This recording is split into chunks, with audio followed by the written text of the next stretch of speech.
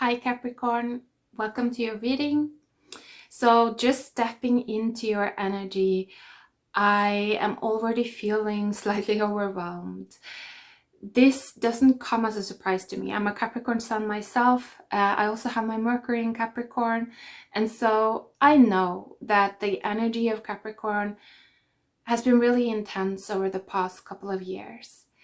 But coming at it from like the perspective of a reader kind of gave me a little bit of a different insight into it. So let me just share a little bit of that before I jump into the cards I have for you.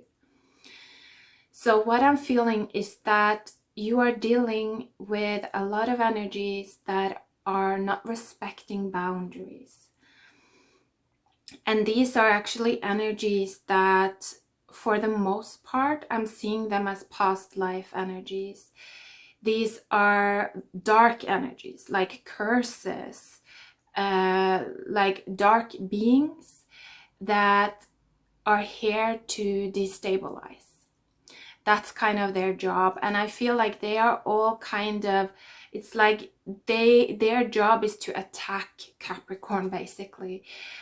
And this is interesting because, you know, it may seem as if you're being personally attacked, but that's not really the case. What these energies are actually doing is that they are strengthening you in a way. So let me explain this, because I can hear that some of you don't like this. It's like, why the fuck would they do that? And I understand. But the thing is that Capricorn is really the sign of winter in the northern hemisphere. You know, like Capricorn represents the darkest time of the year, and so that's what the astrology is based on. And so the Capricorn archetype is all about overcoming the dark night of the soul, overcoming your darkest night. You know, it's about choosing to live when you don't know how you can go on. That's basically the energy of Capricorn. It's super intense, it's super hardcore. It's like it's overcoming the impossible. That's what it's about. And that's also why all of these dark kind of curse energies and dense energies and like all of these infiltrating, disgusting energies, they are looking towards Capricorn and going towards Capricorn, because basically it's your job to figure out how to overcome these energies and transmute them so that life can go on for another cycle, you know, so that we can walk into spring again. And so granted, we all have Capricorn in our chart. Capricorn is also the 10th house, which represents, you know, it's at the top of our chart. It represents our purpose, the reason that we're here. And so everyone that really wants to step into their purpose at this point in time, and everyone that really wants to live a life that feels meaningful and valuable, we all have to go through this energy. We all have to face all of these past life curses and all of the people that were beaten down and, I'm hearing, severed, and didn't make it into their spring. You know, they didn't make it into their the time of their life. And so it's like those of us now that are trying to walk this path, willing to walk this path, we have to face that karma. And so it's a huge burden. And I'm understanding now a little bit better why we, us humans, us individuals, we can experience such a challenge with really stepping into our purpose at this point in time and really feeling as if we can flow with it. Because first, it's like we have to overcome, we have to learn how to transmute all of these dark energies. Remember, the energy of like Christ is also an energy of Capricorn, and it is actually the darkest night. That's when Christ emerges. So it is also the energy of Capricorn. It's also about finding that light to heal. You know, it's like finding the star that can heal. And that's what takes us into Aquarius, you know, the age of Aquarius, where we become that light and that star that can kind of help light the way for others as well. And so I feel like a lot of us are going through this path right now, particularly if you have some kind of gravity in your 10th house or in the sign of Capricorn. So a little bit of a long intro there, but I felt like it might be helpful for some of you. But now let's look at the cards here. So I like to see this as kind of like a relationship reading. Either these are two different people, or like a person and a group, or whatever it may be, or these are like different aspects within yourself. And a lot of the times I feel like it's both. That we're kind of like duplicating the same pattern within our internal world and also in our relationships. And so what I see for you here is like, first of all, you have these two characters coming out. It's like the rabbit with the swan in reverse. And the rabbit, it really feels like a child energy to me. You know, it's an energy of the earth, so it's similar to like the pages in the tarot. It's like they grow from earth. They're the new potential coming from the earth, you know. It's like evolution happening through the earth. And so I really feel like the rabbit is like an inner child energy, and I can feel just like the beating heart of the rabbit. Because like I said, when we are going through a lot of spiritual testing, when we are dealing with energies, particularly past life energies that are not respecting boundaries, they get at you through your inner child. Like that's who they're picking at, because the inner child is kind of like the part of you that cannot die, really. It's like the inner child can never disappear because it's the potential for the future, right? And so it's like, as long as you have more life to live, the potential to live another day, then you will still have an inner child. A lot of the times, however, these days, I feel like the problem is that people aren't really aware of their potential. And so when people don't really have this close-knit relationship with their inner child, it feels as if they're actually, you know, they're not really tuned into their evolutionary potential, you know, the potential that would actually make them into, in a way, a star, into something that could change their land for the better, you know, into someone that could change their nation for the better, that could help people navigate the karma of the land or the karma of the nation. And so this is very, again, it's like super deep, it's super intense, it's super big, it's like a big purpose that a lot of us, I feel, are starting actually to integrate at this point in time. I feel like it's not meant to be just one person integrating this. It's like we're not gonna duplicate like the time of Christ when it's like one Jesus. This time, as we move into the age of Aquarius, like the collective needs to learn how to hold that high level vibration. And so I feel like the inner child, the rabbit, your fearful self, your insecure self, that's the key to that. And so it's interesting that the swan came out in reverse. And because it comes out in reverse, it's like the swan looks at the rabbit.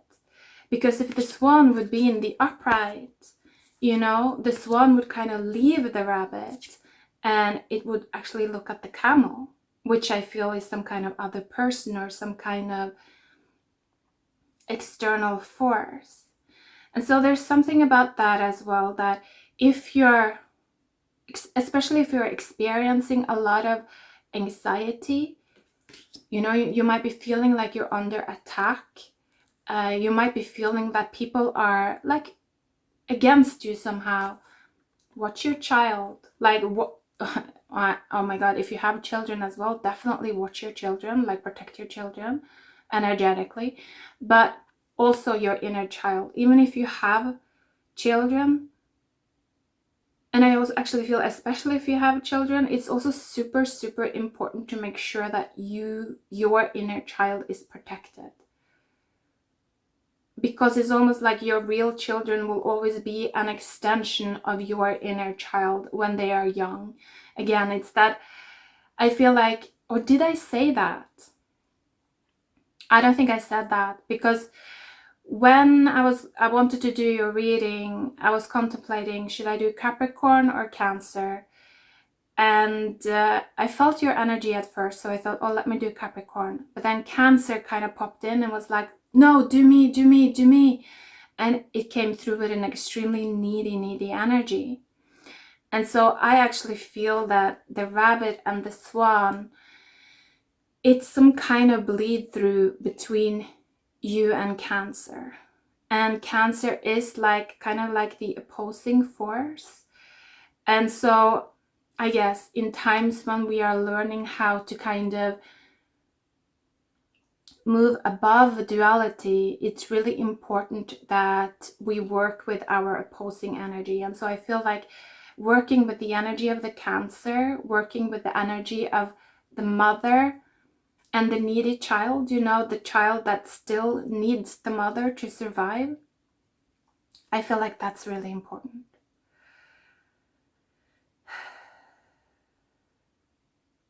So there's something about that. And then the camel is kind of like this external figure. It's interesting because it's dark fire, and when the swan moves into reverse, she's also dark fire. And so there's something about that dark fire that means that these two, maybe they are actually kind of like a couple, but they are separated. And I feel like they're separated because the mother, the feminine, has decided that she's just gonna take care of the children. Like that is what is most important right now. So it's almost like she has turned away from this camel. She used to be dark water, which made them like a perfect pair, you know, but now it's almost like she's turned away from the camel because she feels the need to protect the young, is what I'm hearing, whatever that might mean. And so the camel is just kind of like standing there on his own. And what's interesting about the camel is, and I'm hearing he's losing his support system.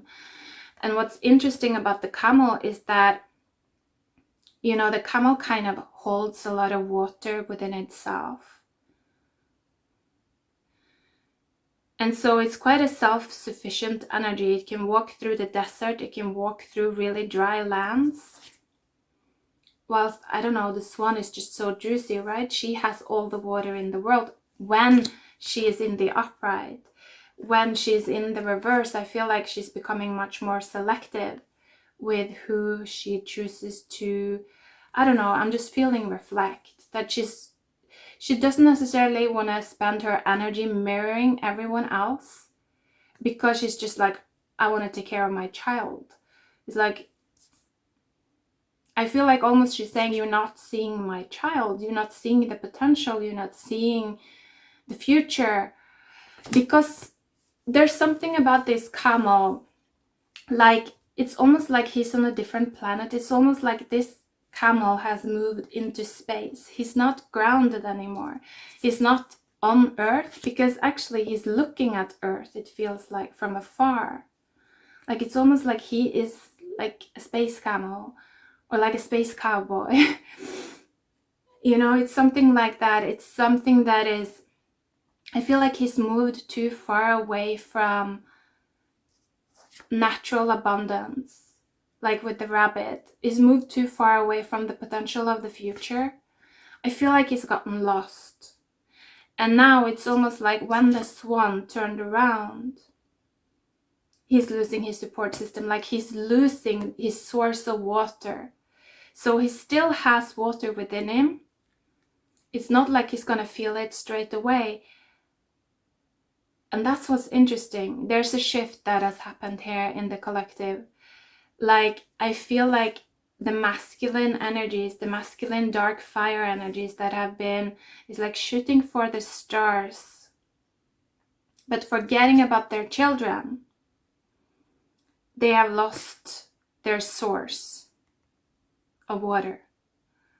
Like, I feel like these aspects are going to start to dry out within the collective consciousness.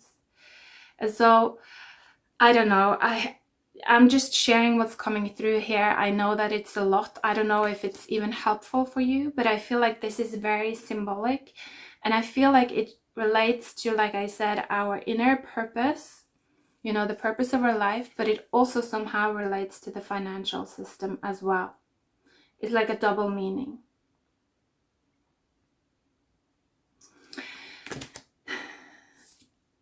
Yeah, so let's pull some cards. Let's pull some cards there.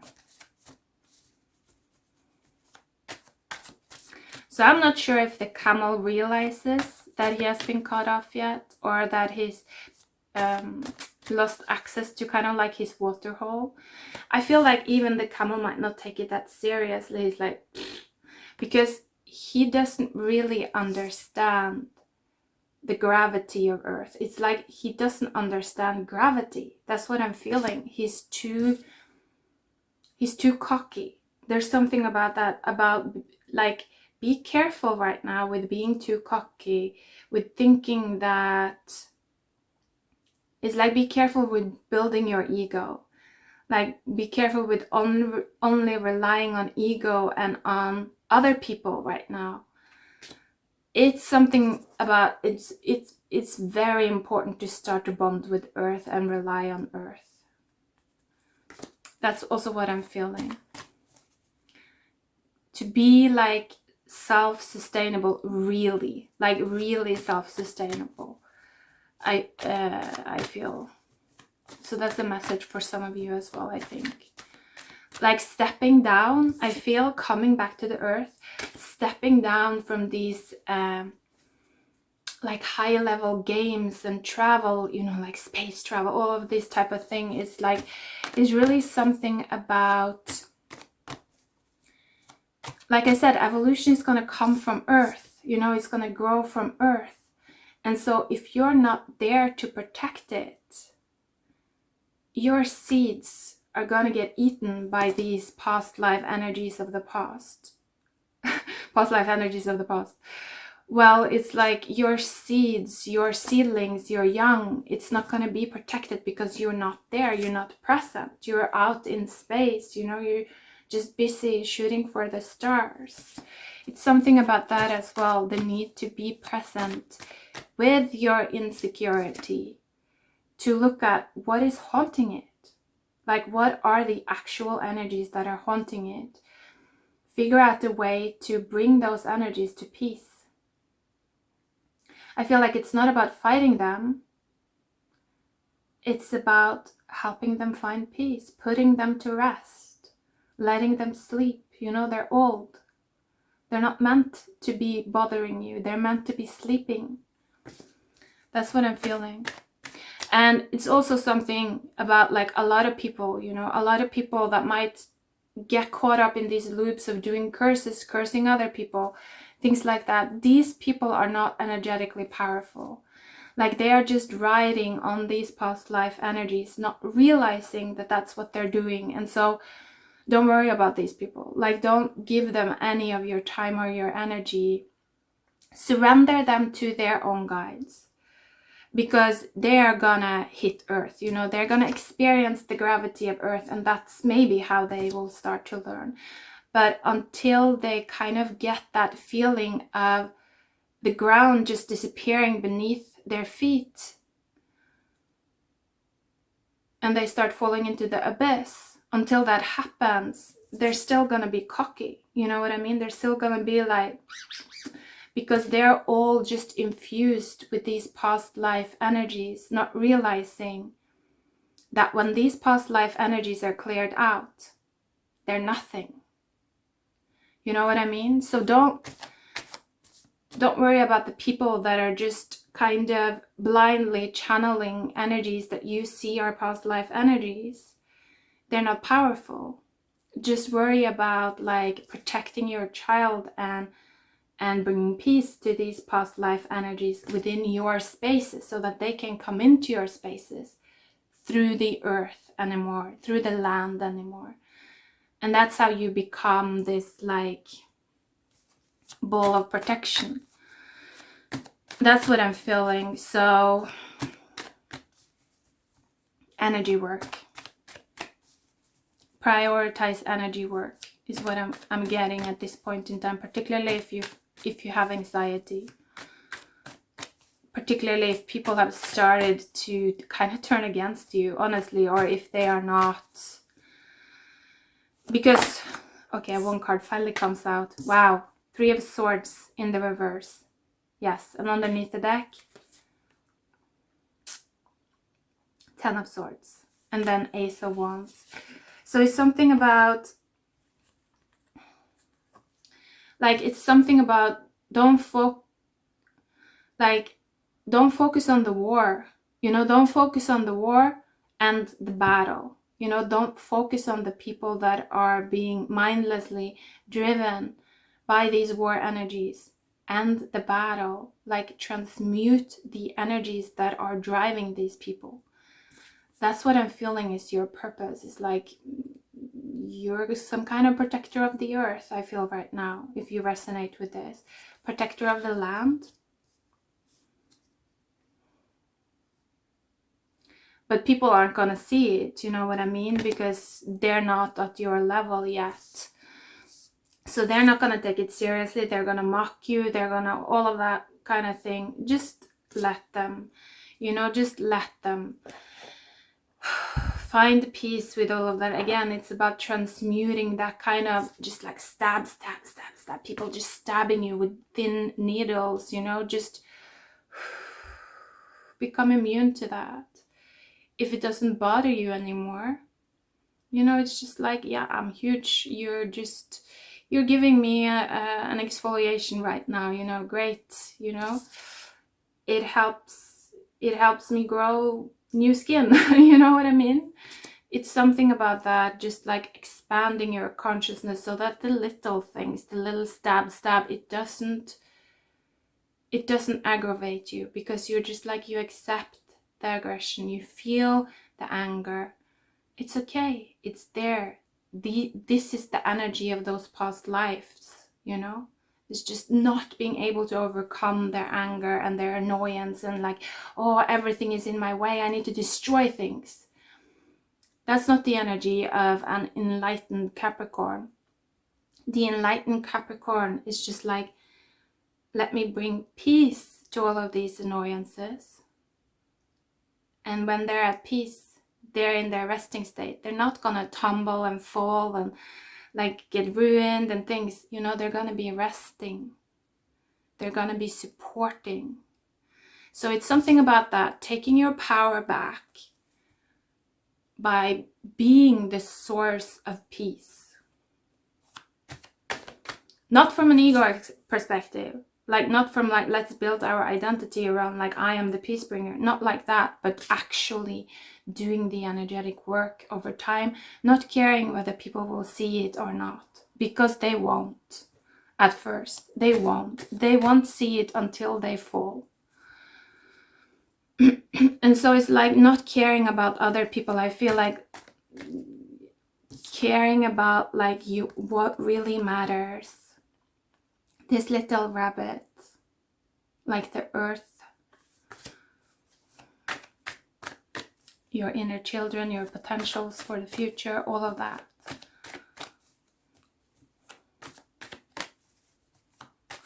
And I'm hearing, and put away your vampire teeth. So it's something also about not being thirsty. Like the camel, I feel like it's a little bit of a vampire as well, because when he starts to lose water, he's going to get more and more thirsty. like the energy of the swan. Like I said, she's so juicy. She never gets thirsty. She knows how to just like take care of herself. Like she doesn't need these, I'm hearing, external players to feel good about herself. She looks at herself in the mirror, and because she takes care of herself so much, she's like, I like what I see. Like I see me, you know, and I like it. This is what I want. This is what I've chosen. This is what I worked for. So there's something about that. Like I feel just like really focusing on building yourself up from the inside. And then nine of wands coming out. Interesting. Underneath the deck was the 7 of swords and also the 8 of swords. And then temperance. So there's also something here I feel like about really like loving your own insecurity as well. Again, because I feel like the insecurity is always the child. You know, when we're feeling insecure, it's because we're on a new path. Like it's a path that our mind doesn't know in and out. And so it cannot give us, you know, the kind of guidance that comes in the form of words. And so if we're not really tuned into our swan, our feeling body, you know, our subconscious, then the mind produces a lot of fear, because it's like, yo, don't look at me to guide you. I don't know. I haven't walked this path before. Like I'm growing, I'm building, but I don't know. So don't look at me. Look at your deeper feminine energy. You got to tune into that. And if you do, it's like you won't feel so much anxiety because you're looking in the right place. That's what I'm feeling. You're becoming aware of the right things so that you can protect yourself. So there's something about that, like not hating your insecurity. It's very important. Like it's a key for you. It's a key to growth. It's a key to growing your inner feminine, which I feel, yeah, which is the witch, you know, which is the witch, the feminine that can stand on earth and communicate with the land and keep these know-it-alls, these like superficial know-it-alls away from her child, because she knows that they won't see the child as valuable, because they don't want to feel insecure. They're just like, I want to feel like a dick, like a hard dick. That's what they want to feel all the time. Like, yeah, I'm on top. So they can't work with evolutionary energies, you know, they can't work with the energy, like they can't work with what is to come, basically. It's just not a match. So that's what I'm feeling. Really, be kind to yourself, listen to your feelings, understand your feelings, and protect your house, your body, your children, your land, energetically, first and foremost. And I feel like that's gonna relieve some of your anxiety, because it's like you're looking in the right place. You're doing the right thing. So I think I'm gonna end it there. I'm really looking forward to the next reading for you as well, because there's so much interesting information coming through. So yeah, I hope you enjoyed it. Take care of yourself, Capricorn. Goodbye for now.